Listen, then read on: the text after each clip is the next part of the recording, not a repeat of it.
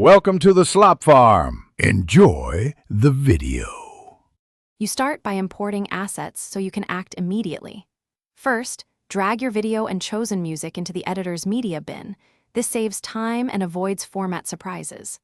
Once done, set the project to the video's resolution and frame rate so audio sync stays accurate. Make sure to label the audio track clearly. That helps when you have multiple clips. This prepares you to place and edit the music precisely without hunting for files later. Now place the music on an audio track and align its start with a clear visual cue in your video so beats match action. You'll trim unwanted sections or loop short tracks. Apply quick fade-ins and fade-outs to avoid jarring jumps. Once placed, zoom the waveform and add timeline markers at key beats to fine-tune sync. This is how you make cuts and motion feel intentional. Make small nudge edits instead of big shifts to keep everything tight. You finish by balancing levels so music supports rather than overpowers speech. Aim for around -6 to -3 dB headroom.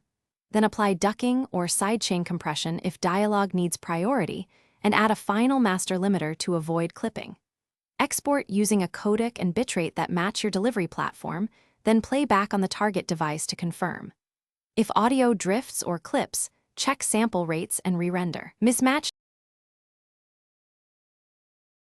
Thanks for watching. Consider subscribing if we helped you today.